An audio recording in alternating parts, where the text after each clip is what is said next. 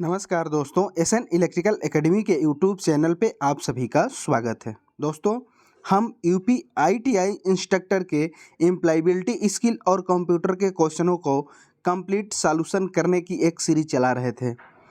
इस वीडियो में मैं एम्प्लॉयबिलिटी स्किल के क्वेश्चनों को लिया हुआ है, आपके बीच इसका डिस्कशन करूँगा।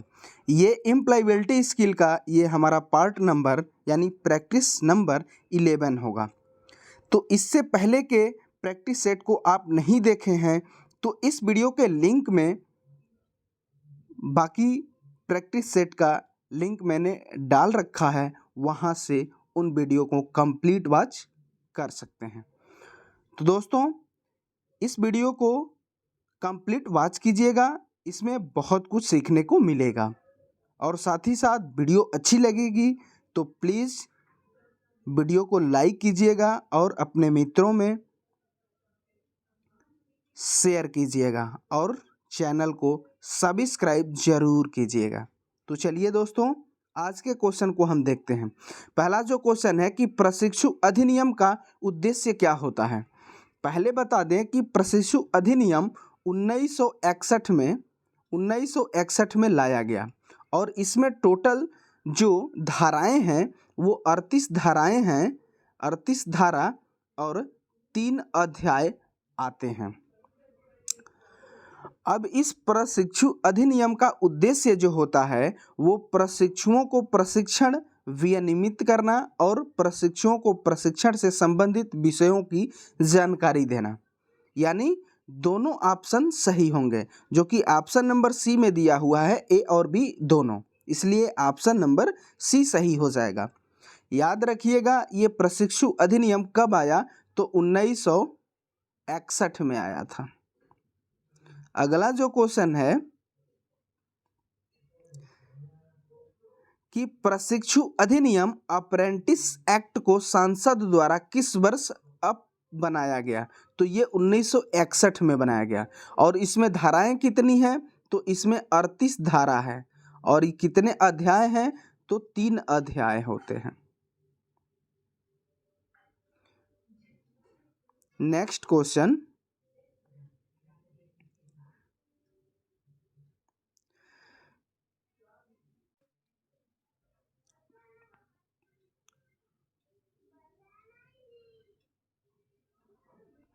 अगला जो क्वेश्चन है कि कर्मचारी भविष्य निधि और विविध प्रावधान अधिनियम 1952 की कौन सी धारा अन्य ऋणों पर योगदान भुगतान की प्राथमिकता देती है। तो जो इसका ऑप्शन ए है धारा 12, ये किसके लिए लागू होती है, तो इसमें ये कहा गया है कि नियोक्ता द्वारा मजदूरी आदि में कमी नहीं करना है, इसके लिए धारा 12 है। धारा 11 जो है वो अन्य ऋणों पर योगदान के भुगतान की प्राथमिकता से संबंधित है, जो कि इस क्वेश्चन में भी कहा है कि अन्य ऋणों पर योगदान के भुगतान की प्राथमिकता से संबंधित कौन सी धारा है, तो वो धारा 11 होती है, यानी ऑप्शन नंबर इस क्वेश्चन का बी सही हो जाएगा। अब धारा 14 किससे संबंधित होती है, तो धारा 14 जो होती है शास्तिक दंड से संबंधित होती है। और धारा 20 जो है वो केंद्र सरकार अपने पास ये शक्ति रखता है दिशा निर्देश जारी करने के लिए, किसके लिए, कर्मचारी भविष्य निधि और विविध प्रावधान अधिनियम 1952 के लिए। फिलहाल अन्य ऋण पर योगदान के लिए भुगतान की प्राथमिकता संबंधित किससे है, तो धारा 11 से है, यानी ऑप्शन नंबर बी सही हो जाएगा। अगला जो क्वेश्चन है ये कि कर्मचारी भविष्य निधि और विविध प्रावधान अधिनियम कब लागू किया गया, तो ये जो लागू किया गया वो 4 मार्च 1952 को लागू किया गया। याद रखिएगा, ये 4 मार्च 1952 को लागू किया गया है, यानी ऑप्शन नंबर डी सही हो जाएगा। अगला क्वेश्चन, नियोजक मजदूरी आदि को कम नहीं करेगा का उपबंध किससे संबंधित है, तो ये धारा 72 से संबंधित है, जो कि ऑप्शन नंबर बी में दिया हुआ है, इसलिए ऑप्शन नंबर बी सही हो जाएगा। अगला नंबर जो क्वेश्चन है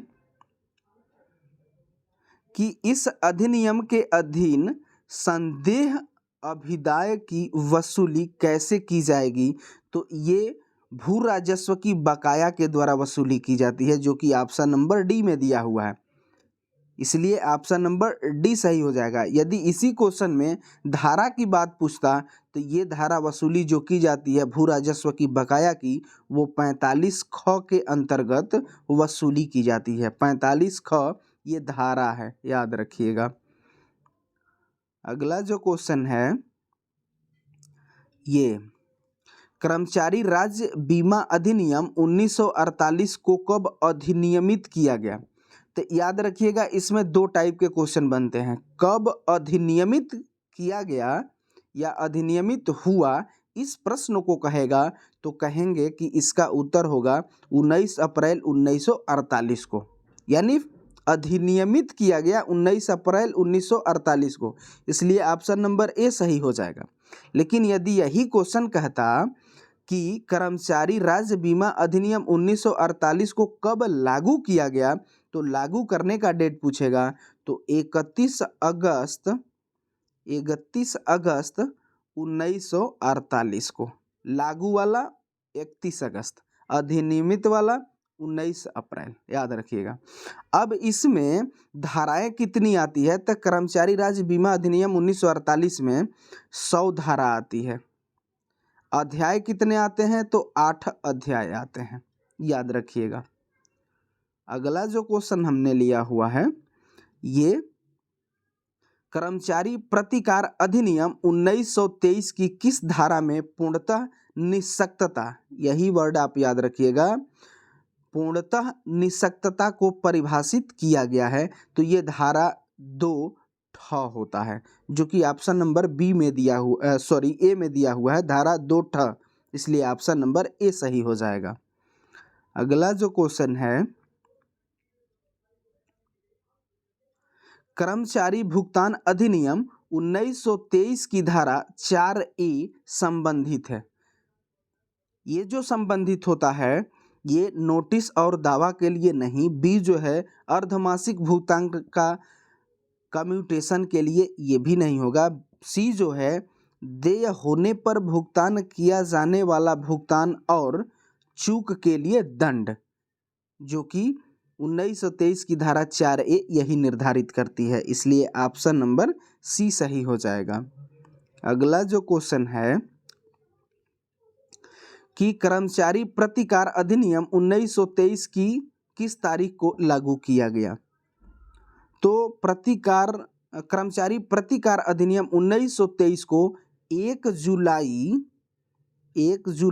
1924 को लागू किया गया। 1924 डेट इसका याद रखिएगा 31 जुलाई होता है, जो कि ऑप्शन नंबर ए में दिया हुआ है।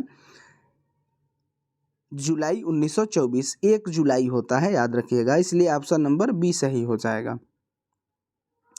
अगला जो क्वेश्चन है बेसाल प्रोटोकॉल निम्नलिखित में से किससे संबंधित होता है?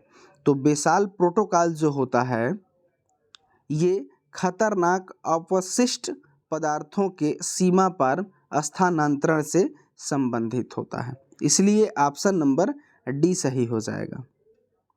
अगला जो क्वेश्चन है कि अम्लीय वर्षा में निम्नलिखित में से क्या अधिक मात्रा में रहता है? तो अम्लीय वर्षा में SO2 sulphur dioxide plus NO2 nitrous oxide होता है, और इसमें साथ ही साथ H2SO4 होता है, सांद्र सल्फ्यूरिक अम्ल। तो इसमें मात्रा सबसे ज़्यादा जो होती है H2SO4 की होती है, जो कि ऑप्शन नंबर ए में दिया हुआ है। और इस क्वेश्चन में अधिक मात्रा का भी कहा था कि अधिक मात्रा किसकी होती है? H2SO4 की, इसलिए ऑप्शन नंबर ए सही हो जाएगा। बाकी SO2 और NO2 भी होता है, याद रखिएगा। अगला जो क्वेश्चन है वो आसपास के वातावरण में पशुओं और पौधों के संबंध के अध्ययन को क्या कहा जाता है? तो ये पारिस्थितिकी विज्ञान कहा जाता है, जो कि ऑप्शन नंबर ए में दिया हुआ है पारिस्थितिकी विज्ञान, इसलिए ऑप्शन नंबर ए सही हो जाएगा। ये जो क्वेश्चन है पर्यावरण से संबंधित है, जो कि आपके सिलेबस के अकॉर्डिंग पर्यावरण से भी क्वेश्चन बनेंगे यूपी इंस्ट्रक्टर के एग्जाम में। इसमें कहा है कि चेतावनी चिन्हों की पृष्ठभूमि कैसी होती है। तो चेतावनी यानी वार्निंग साइन है, तो इसकी आकृति पहले जान लीजिए। तो ये इसकी आकृति त्रिभुजाकार होती है और इसका अंदर का बैकग्राउंड होता है, इसी बैकग्राउंड की ये बात कर रहा है पृष्ठभूमि, तो वो पीली होती है, यानी पीला होता है, जो कि ऑप्शन नंबर सी में दिया हुआ है, इसलिए ऑप्शन नंबर सी सही हो जाएगा।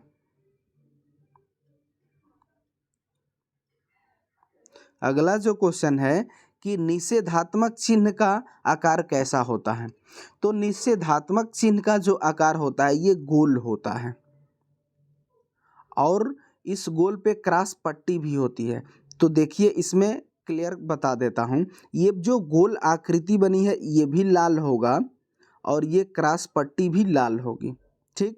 और इसका जो बैकग्राउंड होगा वो सफ़ेद होगा, सफ़ेद होगा। आज जो इस पर आकृति बनती है वो आकृति काली होती है। फिलहाल इसका आकार की बात किया था निषेधात्मक में, तो इसका आकार आप देख रहे होंगे कैसे बना है, गोलाकार बना है, इसलिए ऑप्शन नंबर बी सही हो जाएगा। याद रखिएगा गोल आकृति जो बनती है क्रॉस पट्टी ये लाल रंग का होता है, इसका बैकग्राउंड जो होता है अंदर का सफ़ेद होता है और इस बैकग्राउंड पे जो आकृति बनी है, जैसे निषेधात्मक चिन्ह में किसी कार्य को न करने की सलाह दी जाती है, जैसे नो स्मोकिंग, माचिस की तिल्ली नहीं जलानी है, तो ऐसा जो फिगर बनेगा, जो सिगरेट नहीं जलानी है ऐसा फिगर बनेगा, वो काला बनेगा। फिलहाल आकृति पूछा था तो गोलाकार होती है, इसलिए ऑप्शन नंबर बी सही हो जाएगा। अगला जो क्वेश्चन है कि ज्वलनशील पदार्थों से सुरक्षा कौन सी सावधानियां आपेक्षिक होती है। तो आपेक्षिक मतलब उससे हम उपेक्षा करेंगे, तो ज्वलनशील पदार्थों को अग्नि स्रोत की पहुंच से अलग रखना चाहिए, सही है। बी जो है ज्वलनशील पदार्थों के रिसाव की नियमित जांच की जानी चाहिए, तो ये भी सही है, अर्थात सी ऑप्शन सही होगा, ए और बी दोनों, इसलिए ऑप्शन नंबर बी सही हो जाएगा। अगला जो क्वेश्चन है किस कारखानों में सुरक्षा किस रूप में की जाती है। तो कारखानों में सुरक्षा स्वयं की भी सुरक्षा, यानी श्रमिक अपनी सुरक्षा स्वयं कर सकता है, यानी स्वयं की सुरक्षा, मशीन की सुरक्षा, कोई श्रमिक ऑपरेटर मशीन की सुरक्षा करेगा, आग से सुरक्षा, यानी उपरोक्त सभी से सुरक्षा कारखाना सुरक्षा के अंतर्गत आती है, इसलिए ऑप्शन नंबर डी सही हो जाएगा। अगला जो क्वेश्चन है कि कार्य पर नियमों के तहत नियमित नियोक्ताओं को क्या जिम्मेदारियां होती हैं, यानी नियोक्ता को क्या जिम्मेदारी होती, तो कार्यस्थल के खतरों की पहचान करना ये भी जिम्मेदारी होती है, यानी ये सही है। बी जो है खतरों का आकलन करना, तो ये भी नियोक्ता की जिम्मेदारी होती है, अर्थात ए और बी दोनों सही होंगे, यानी ऑप्शन नंबर सी सही हो जाएगा। अगला जो नंबर क्वेश्चन है ये दुर्घटना से उत्पन्न खतरे किस रूप में हो सकते हैं, यानी दुर्घटना हो रही है तो उसके क्या कारण हो सकते हैं। तो उत्पादन में कमी, ताकि वो जल्दी जल्दी श्रमिक प्रोडक्शन करे और उसमें कोई खतरा हो जाए। बी जो है संयंत्र व उपकरणों को नुकसान में, ये भी हो सकता है। सी जो है उत्पादन अनुसूची में अवरोध, ये भी हो सकता है, यानी उपरोक्त सभी ऑप्शन नंबर डी सही हो जाएगा। अगला जो क्वेश्चन है कार्यस्थल पर दुर्घटना के कारणों का कौन सा कारक निहित होता है, मतलब कोई दुर्घटना होती है तो उसमें क्या क्या कारण हो सकते हैं। अज्ञानता, कोई मशीन की चलाने की जानकारी नहीं है, वो भी कारण हो सकता है। अनुशासनहीनता, जो भी दिशा निर्देश दिए गए हैं उस दिशा निर्देश का आप उल्लंघन कर रहे हैं, यानी अनुशासनहीन होकर के काम कर रहे हैं, तो ये भी कारण हो सकता है।